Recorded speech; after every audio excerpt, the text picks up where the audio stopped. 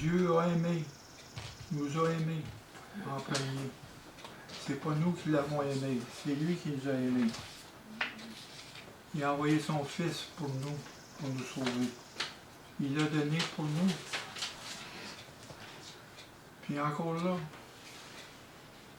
comme il dit dans Romains, l'amour de Dieu nous sépare. On ne sera jamais séparé de l'amour de Dieu. Jamais. Sous aucune condition. L'amour de Dieu va se départir de nous. Quand il dit dans le psaume 84, quand la bonté, l'amour de Dieu rencontre la fidélité, la paix et la justice s'embrassent.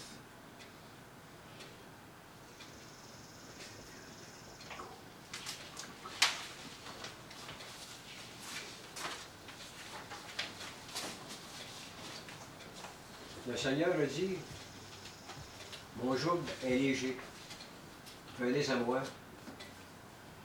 Mais soyez sans crainte, si vous avez des problèmes, venez à moi.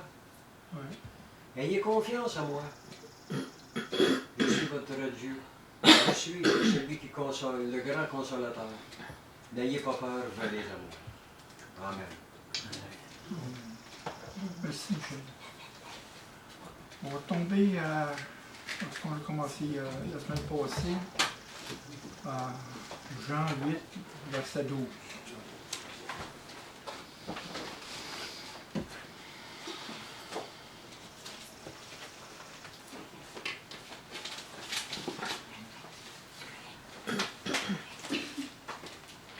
Il dit, Jésus leur parla de nouveau et dit, je suis la lumière du monde. Celui qui me suit ne marchera pas dans les ténèbres. Il y aura la lumière de la vie. Le message se porte ce matin sur cette portion de celui qui me suit ne marchera pas dans les ténèbres.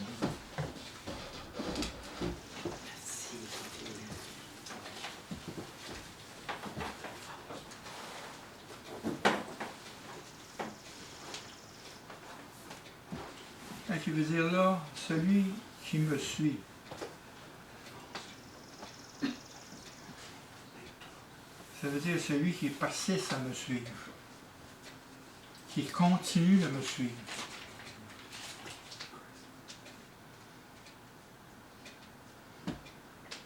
Qui demeure en lui.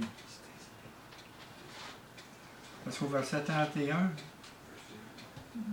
dans le chapitre 8, il est dit aux Juifs qui avaient cru en lui, « Si vous demeurez dans ma parole, vous êtes vraiment mes disciples. » Si vous demeurez dans ma parole.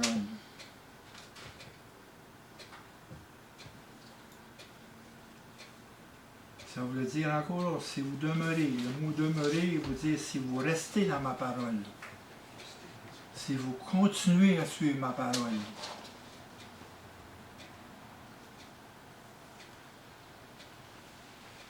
Parce que dans toutes les disciplines confondues dans le monde, le disciple suit tout le temps le maître. Dans toutes les disciplines. Que ce soit dans n'importe quelle discipline dans le monde.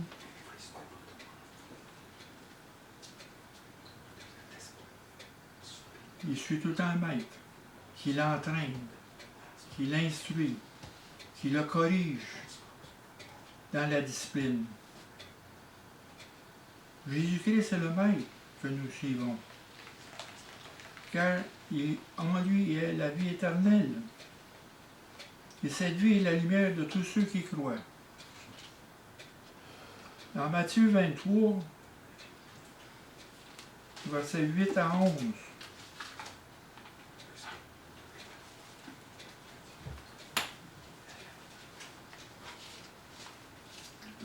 mais vous ne faites pas appeler Rabbi, car un seul est votre maître. Vous êtes tous frères. Et n'appelez personne sur la terre votre Père, car seul est un seul est votre Père, celui qui est dans les cieux. Au verset 10, c'est là qu'il faut souligner, ne faites pas appeler directeur, car un seul est votre directeur, le Christ. Un seul. Il n'y en a pas d'autre. Jésus est la lumière.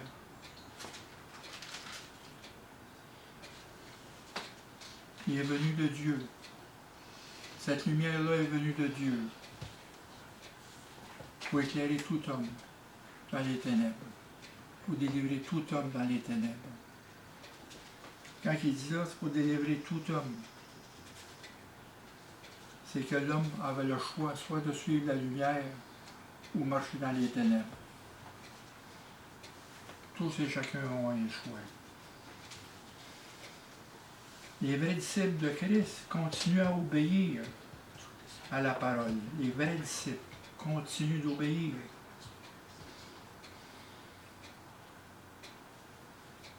Parce qu'il dit au verset 32, au chapitre 8, « Vous connaîtrez la vérité, et la vérité vous affranchira. » Et au verset 51, « En vérité, si quelqu'un garde ma parole, il ne verra jamais la mort. » Si quelqu'un garde ma parole, il ne verra jamais la mort.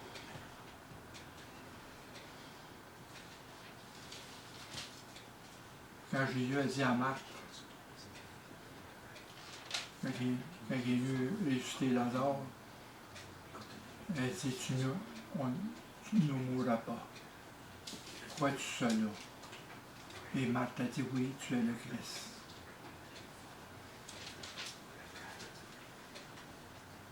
Les vrais disciples, ils gardent la parole. Quand on a dit garder la parole, c'est dire continuer d'obéir. Continuer à se faire diriger par la parole.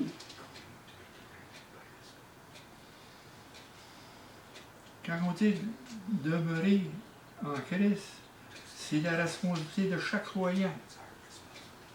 Ça veut dire vivre et marcher en lui. Vivre en lui. Parce que dès que nous avons cru à Christ, le moment que nous avons cru à Christ, nous avons reçu le pardon des péchés. Et en même temps, la vie éternelle. Et le pouvoir de demeurer en Christ.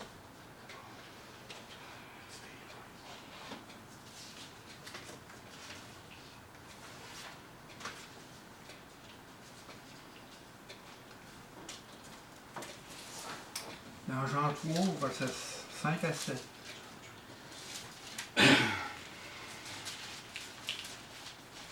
Qu'est-ce que Jésus a dit à Nicodème?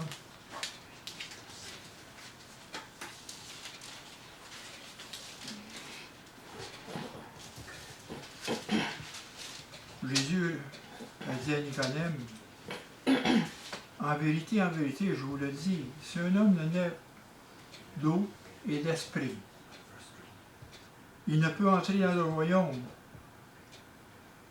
Ce qui est né de la chair est chair, ce qui est né de l'esprit est esprit. Ne t'étonne pas que je t'ai dit qu'il faut que vous naissiez de nouveau.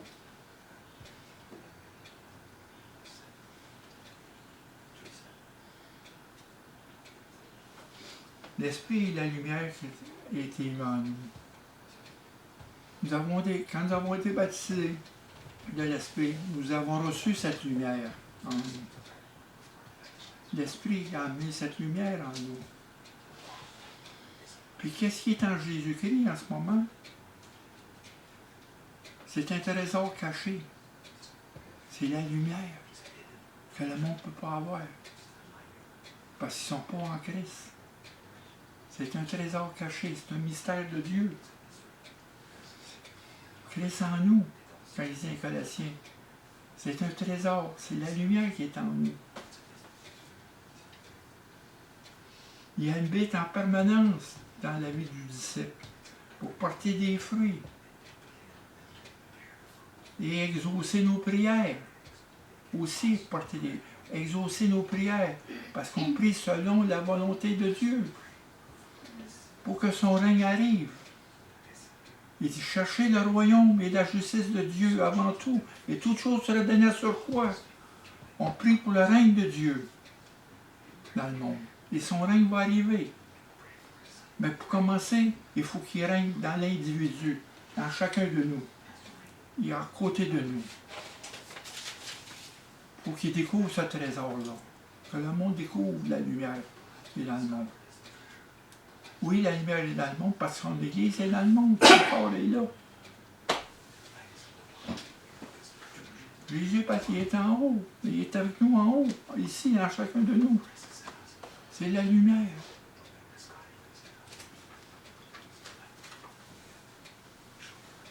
Quand il dit dans Jean, au premier, dans le verset 17, 1, il est venu avec grâce et vérité. La grâce et la vérité sont venues par Jésus-Christ. Et dans le chapitre 3, au verset 19, dans Jean, et ce jugement, c'est que la lumière est venue dans le monde. En parlant de Jésus, les hommes ont préféré les ténèbres à la lumière parce que les œuvres étaient mauvaises. On dit que la lumière est venue pour éclairer tout homme. Oui, il est venu éclairer tout homme sur la planète, tout homme dans le monde. Mais ça, chacun a le choix. Soit marcher dans la lumière, chercher la lumière, ou marcher dans les ténèbres. Dans l'Ecclésiaste, au chapitre 3, verset 11, aux hommes, on va lire ça. Il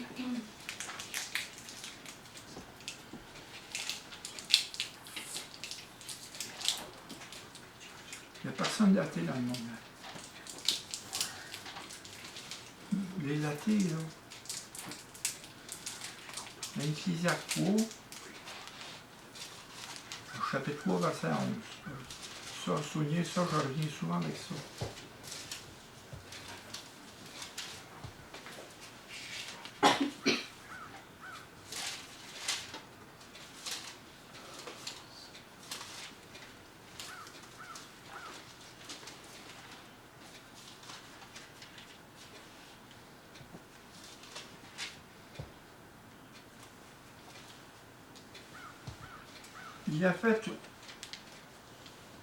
Il fait toutes choses bonnes dans son temps, en parlant de Dieu. Même il a mis dans le cœur, la pensée de l'éternité, bien que l'homme ne puisse pas saisir. Dans tout homme, il y a une pensée de l'éternité.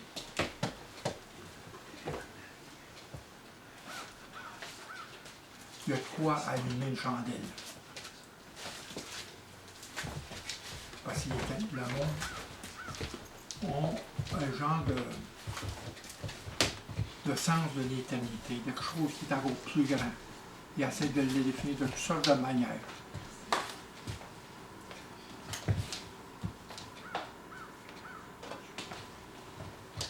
C'est pour ça qu'il dit, dans Jean 3, verset 19, ce jugement, c'est que la lumière est venue dans le monde. Jésus est venu dans le monde. Les hommes ont préféré les ténèbres à la lumière. Parce que dans le chapitre 1, il dit, la lumière, lui, dans les ténèbres, au verset 5, verset 1, et les ténèbres ne l'ont point reçu.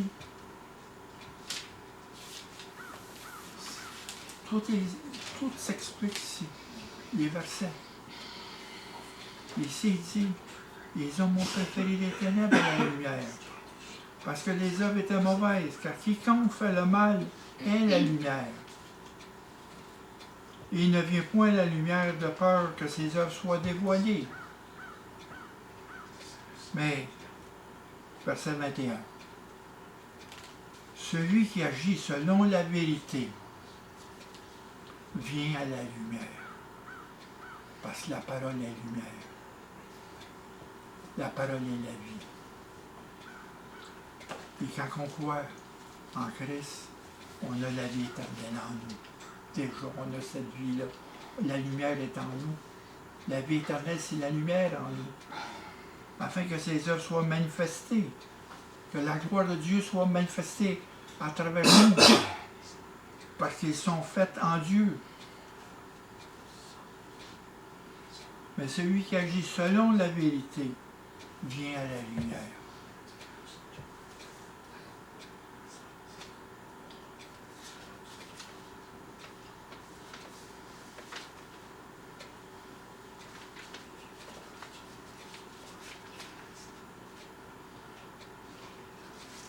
Parce que dans Jean, dans le premier épître de Jean, verset 4, vous pouvez m'avancer, au verset 6, nous sommes de Dieu. Celui qui connaît Dieu nous écoute.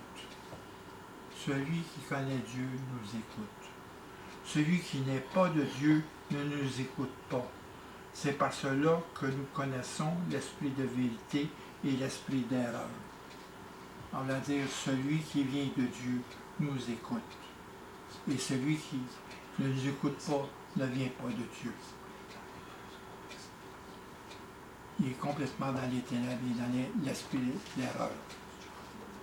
Et celui qui connaît Dieu a l'esprit de vérité en chacun. C'est pour ça qu'il dit ici, au verset 21, ben, celui qui agit selon la vérité vient à la lumière. Celui qui garde la parole avec lui.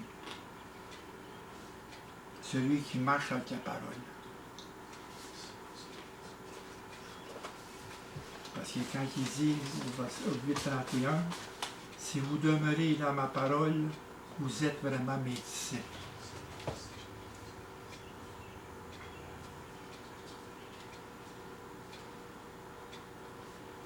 Et dans Colossiens, au chapitre 2, versets 6 à 7,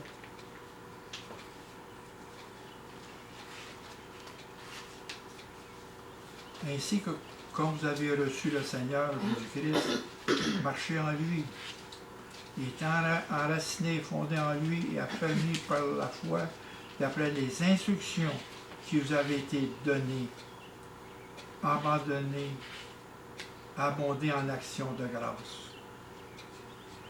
Selon les instructions de la parole de Dieu. La parole est vivante. La parole est permanente. Elle est avec nous. La parole, c'est le plus beau cadeau qu'on a, c'est ça. Le plus beau cadeau, le mystère de la lumière est tout là.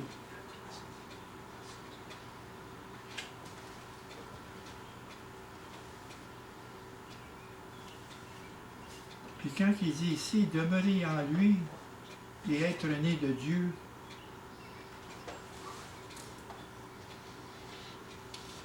ici on parle,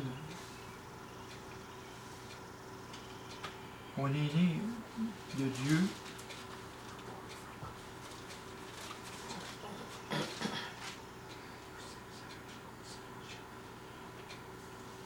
ici au chapitre 1, à ceux qui croient en son nom, il a donné le pouvoir de devenir enfants de Dieu, lesquels sont nés, non du sang, ni de la volonté de la chair, ni de la volonté de l'homme, mais de Dieu, nés de Dieu. C'est là que Dieu vient en nous. Et on est en Dieu par Christ. Et dans Jean, chapitre 3, le fait de demeurer.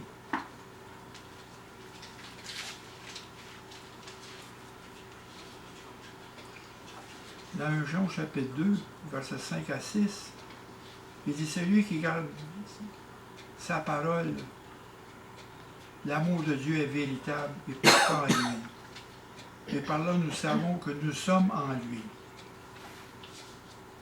Celui qui garde sa parole, on va dire son engagement, parce que la foi nous engage. L'amour de Christ nous contraint.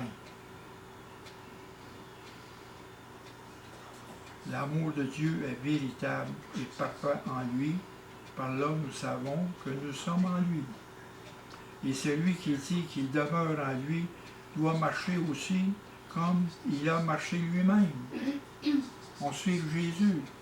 Celui qui va me suivre ne marchera pas dans les ténèbres. On a dit marcher, il faut vivre avec Christ.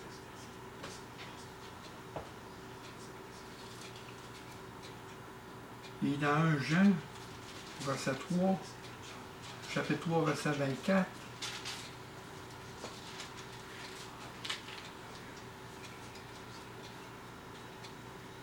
celui qui garde mes commandements demeure en Dieu. Celui qui garde ses commandements demeure en Dieu, et Dieu en lui. Nous connaissons qu'il demeure en nous par l'Esprit qu'il nous a donné. On a parlé de la nouvelle naissance. Il faut renaître de nouveau. Jésus nous a baptisés dans l'Esprit, dans le Saint-Esprit. Le baptême de l'Esprit est venu par Jésus. Et Jésus est en nous. La lumière est en nous.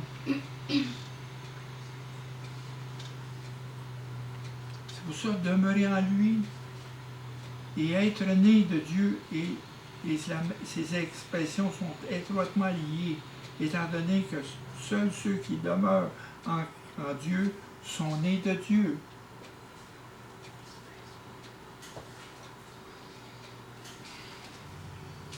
Et on voit dans Jean 15.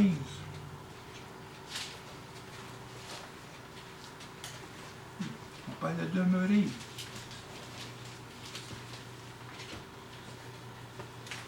Habiter. Il habite en permanence avec nous.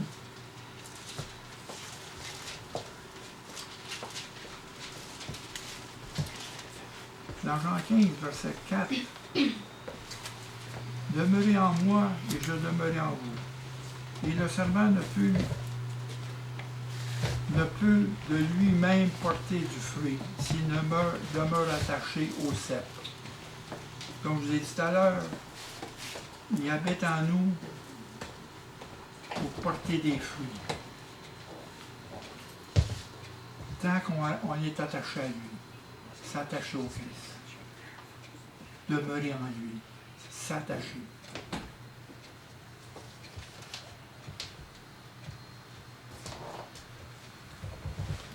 Je suis le cep, vous êtes les serments. Celui qui demeure en moi et en qui je demeure porte beaucoup de fruits. Car sans moi, vous ne pouvez rien faire. C'est pour ça, avant, il faut prier pour la puissance du Saint-Esprit. C'est lui qui fait les choses. Essayez pas de mettre la charrue devant les bœufs, d'anticiper les choses. Laissez l'Esprit agir en vous. Comme Habakkuk il dit, si les choses tardent, attends-le. Attends. Wait. Wait on the Lord. Wait. Attendez. Arrêtez. Anticipez pas. Il dit dans Ecclésiaste, il fait toutes choses bon à son temps, dans le temps de Dieu, pas dans notre temps nous autres, selon ce qu'on voit, selon ce qu'on veut que ça arrive. Mais Dieu, c'est Dieu qui connaît le temps, c'est Dieu qui connaît son dessein. Il faut chercher la face de Dieu avant toute chose, avant de connaître sa volonté. Prier pour sa volonté. Prier pour son règne. Essayez pas de faire les choses par vous-même. Il est bien dit ici que sans moi, vous ne pouvez pas rien faire. Et si quelqu'un ne demeure pas en moi, il est jeté dehors comme le sarment, il sèche, on le ramasse. Les sarments, on le jette au feu, il brûle. Mais si vous demeurez en moi, mes paroles demeurent en vous. Mes paroles demeurent en vous. La parole est permanente, c'est une parole qui est vivante. Jésus est la parole. La parole s'est faite chair, il a habité parmi nous. Et la parole est en nous. C'est quelque chose il ne faut pas prendre pour acquis. Le trésor qu'on a en nous, le mystère de Dieu qui nous est dévoilé, qui nous rappelle dans sa parole.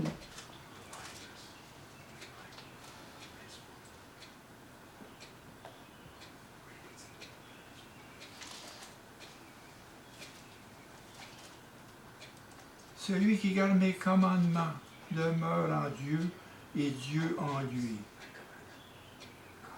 Nous connaissons qu'il demeure en nous par l'Esprit qu'il nous a donné.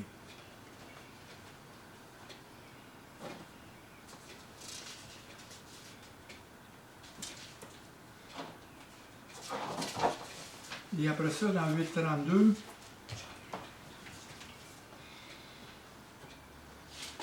dans Jean, chapitre 8, verset 32, il dit, si vous demeurez dans ma parole, vous êtes vraiment mes disciples. Si vous demeurez dans ma parole, vous connaîtrez que la vérité, et la vérité vous affranchira. Et la vérité vous affranchira. Non pas la vérité, c'est la lumière qui est en nous. C'est la vérité qui nous éclaire. C'est la vérité qui nous montre les œuvres de Dieu en nous. Parce que Dieu a créé en nous des bonnes œuvres afin que nous les pratiquions. C'est les œuvres de Dieu qui sont en nous, ce n'est pas nos œuvres. Parce que la vérité nous a affranchis, nous a délivrés du péché. Il nous a délivrés du mensonge de Satan. Il nous a donné le discernement du mal.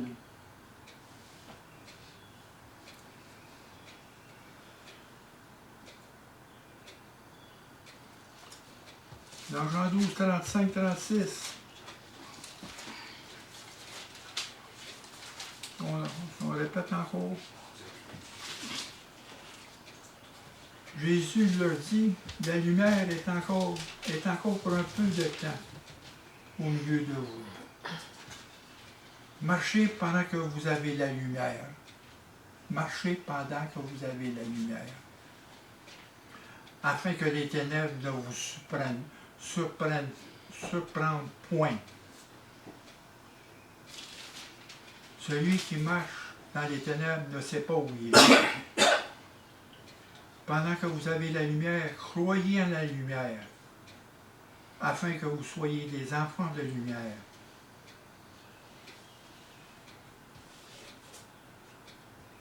Celui qui est dans les ténèbres ne sait pas où c'est qu'il va. Mais il dit ici, marchez pendant que vous avez la lumière, afin que les ténèbres ne vous surprennent point.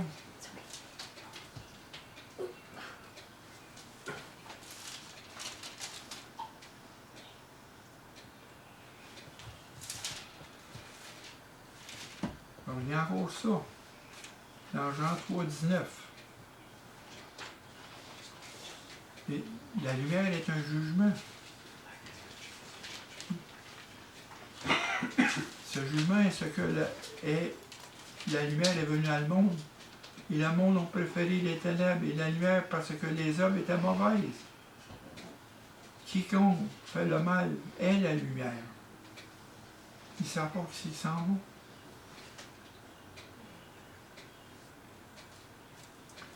La parole nous rappelle du danger et nous tient en éveil par des avertissements.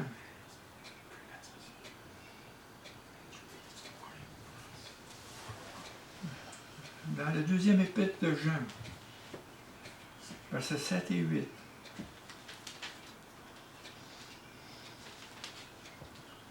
Car plusieurs séducteurs sont entrés dans le monde. Plusieurs séducteurs sont entrés dans le monde, qui ne confessent point que Jésus-Christ est venu en chair. Celui qui est tel, c'est le séducteur de l'Antéchrist. Prenez garde à vous-même, afin que vous ne perdiez pas le fruit de votre travail, mais que vous receviez une pleine récompense.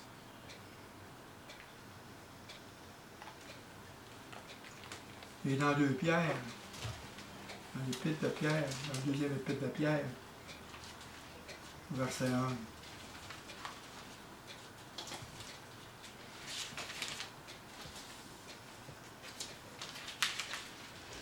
On vous dit, la parole nous rappelle tout le temps du danger. Des avertissements. Parce que je vous ai dit, la ligne entre la lumière et les ténèbres est très fine. Il est facile de passer l'autre bord sans qu'on s'en aperçoive, de tomber dans les ténèbres. Quand il dit, il ne faut pas que les ténèbres nous surprennent. Marchez dans la lumière pendant que vous avez la lumière. Ici, dans 2 Pierre, dans chapitre 1, verset 12. Voilà pourquoi je prends soin de vous rappeler ces choses, bien que vous le sachiez, que vous soyez affermis dans la vérité présente. Et je regarde comme un devoir, aussi longtemps que je suis dans cette tente, de vous tenir en éveil par des avertissements.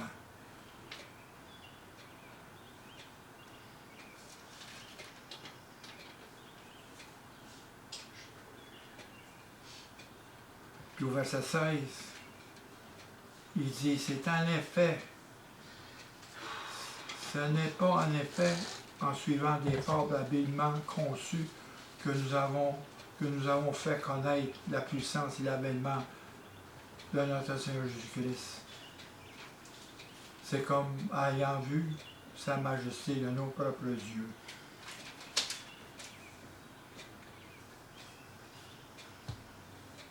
Oui, il y a des séducteurs dans le monde. Vous savez que présentement, dans l'Église présentement, il y a des ministres qui ne reconnaissent plus Jésus. Des prédicateurs qui ne reconnaissent plus Jésus. Et ça descend, graduellement.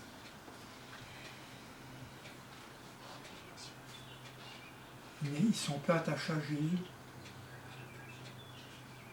Ils conçoivent toutes sortes de fables, toutes sortes de séductions.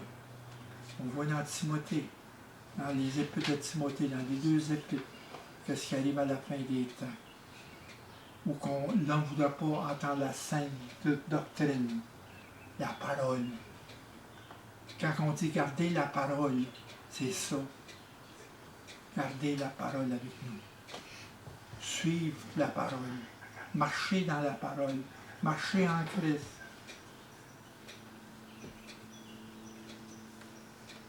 Dans 2 Corinthiens au chapitre 12, 2 Corinthiens au chapitre 11,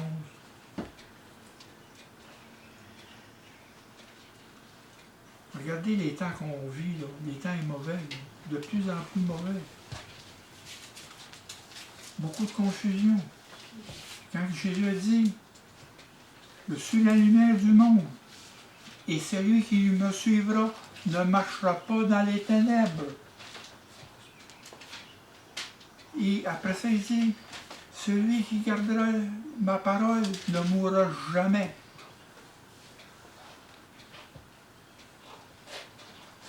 Mais il va avoir la vie éternelle. Et cette vie éternelle-là, c'est la lumière qui est en nous. C'est celle-là qui nous fait vivre. C'est celle-là qui nous fait marcher dans le monde. L'éternité est avec nous, comme je vous l'ai expliqué. L'éternité est avec nous. On est dans l'éternité. On est ressuscité avec Christ en haut. On est mort avec lui. Et nous sommes ressuscités avec lui. Nous sommes assis avec lui en haut. En esprit, notre esprit est en haut. Et déjà là, on communique avec l'Esprit Saint. avec la vie de l'Esprit Saint, de haut en bas. C'est comme l'échelle de Jacob, où c'est que Jacob a vu l'échelle qui montait haut dans les cieux, puis les anges descendaient, montaient puis descendaient. C'est exactement ça. L'Esprit est en haut. C'est des choses qu'il faut se rappeler. C'est important, c'est précieux que c'est en nous.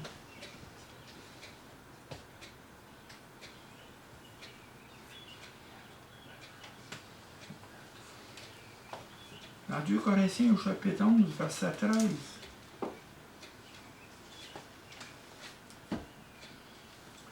Ces hommes-là sont de faux apôtres, des ouvriers trompeurs déguisés en apôtres de Christ.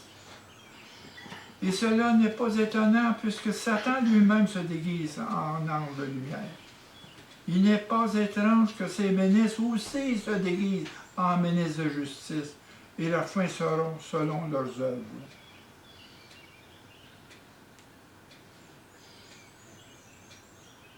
Celui qui ne prêche pas que Jésus est venu en chair,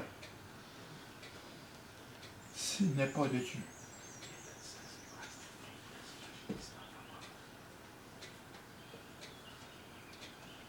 Les ouvriers trompeurs, les faux apôtres,